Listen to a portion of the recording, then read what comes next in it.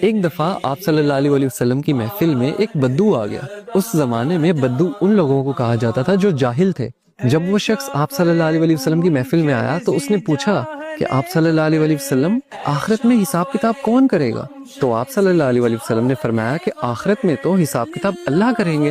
تو اس بدو نے دوبارہ پوچھا کہ اللہ کریں گے حساب کتاب؟ آپ صلی اللہ علیہ وسلم نے فرمایا ہاں اللہ کریں گے۔ یہ بات سن کر وہ بدو مسکرایا اور کہنے لگا کہ آپ صلی اللہ علیہ وسلم مجھے اجازت دیں، اور وہ وہاں سے اٹھ کے چلا گیا۔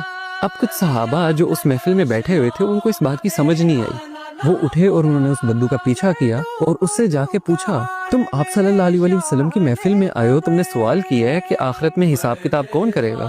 آپ صلی اللہ علیہ وسلم نے تمہیں جواب دیا کہ اللہ کریں گے، تم مسکرا کے اٹھ کے کیوں آ گئے ہو؟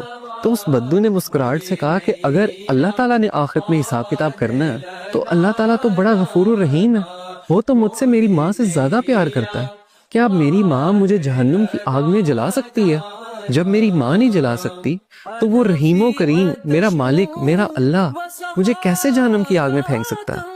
تو وہ صحابہ آئے آپ صلی اللہ علیہ وسلم کے پاس اور بولا کہ آپ صلی اللہ علیہ وسلم اس طرح ہم اس بدو کے پیچھے گئے تھے، اس نے یہ بات کی ہے کہ اللہ تو بڑا رحیم ہے۔ تو آپ صلی اللہ علیہ وسلم نے فرمایا کہ اگر اسے اللہ کی رحیمی پہ اتنا یقین ہے نا تو اللہ کبھی اس کو اپنی رحیمی سے مایوس کر نہیں سکتا، کیونکہ اللہ اپنے بندوں کے لیے بالکل ویسا ہے جیسا اس کا بندہ اس کے لیے گمان کرتا ہے۔ اگر اس کے بندے کو یہ یقین ہے کہ وہ بڑا رحیم ہے تو اللہ تعالیٰ اس کے لیے رحیم ہی ہے، اللہ تعالیٰ اس کو معاف ہی کرے گا۔